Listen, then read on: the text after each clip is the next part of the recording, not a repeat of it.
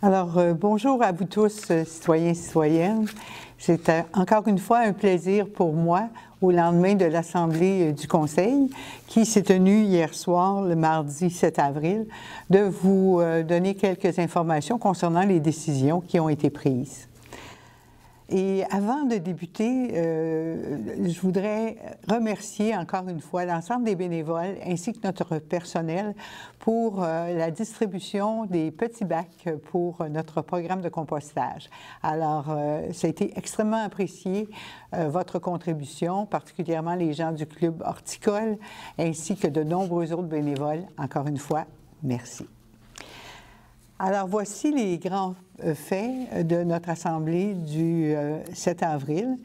Alors, tout d'abord, vous trouverez au procès-verbal, au point 4.3, la confirmation de M. Jean Langevin dans son poste de directeur général. Il a été engagé l'automne dernier, alors après une période de probation de 6 mois. C'est avec grand plaisir et à l'unanimité que les élus ont octroyé la permanence de M. Langevin. Également, hier soir, au point 4.1, nous avons nommé un représentant de la Ville pour siéger à la Société de développement économique.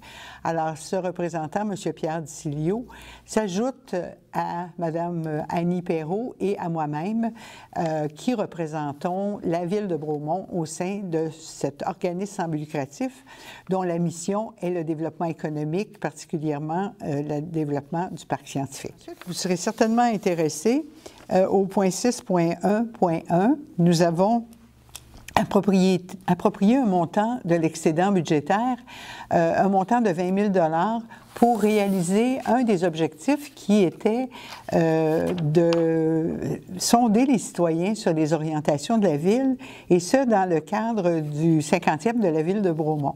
Alors, ce sondage téléphonique qui va rejoindre 500 personnes choisies au hasard devrait se dérouler d'ici quelques semaines, et en juin, on sera en mesure de vous communiquer les résultats.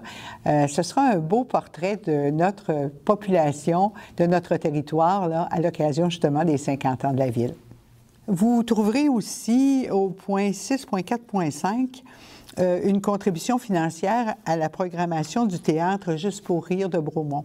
Alors, vous savez, depuis plusieurs années, le théâtre Juste pour rire offre un produit à nos citoyens, mais évidemment aux touristes qui viennent ici.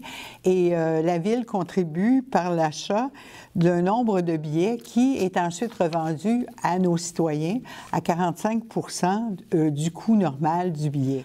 Également, et ça c'est une belle nouvelle pour nos jeunes et nos ados, nous avons approuvé une entente avec le Centre national de cyclisme de Bromont pour l'implantation du skatepark. Alors, tout le financement a été attaché. Le skatepark va bientôt être en construction. Il sera situé sur les terrains du Centre national de cyclisme et nous contribuerons 3 000 $ par année pour assurer une surveillance, évidemment, là, à travers justement le personnel du Centre national de cyclisme. Maintenant, au point 6.7.10, dans le cadre de notre plan de développement durable, la compagnie IBM, les employés d'IBM demandent qu'on autorise la tenue d'une vente, on n'appellera pas ça une vente de garage, c'est plutôt une vente de réemploi. Les employés souhaitent tenir cette vente sur le terrain. C'est le 24 et 25 avril et c'est évidemment une autorisation que nous donnons. Et enfin, nous avons déposé une lettre à 7.4, déposé une lettre des employés du service Loisirs, Culture, Vie communautaire et Tourisme à l'occasion du départ de Mme Hélène Plamondon. Mme Plamondon a occupé pendant 3 ans le poste de directrice de ce service. Elle quitte pour poursuivre sa carrière aux Zoos de Granby et nous lui exprimons notre reconnaissance. Nous nous joignons évidemment aux employés qui ont écrit cette lettre et c'est partagé, je pense, par l'ensemble de la population. Elle a donné le meilleur d'elle-même durant ces 3 dernières années.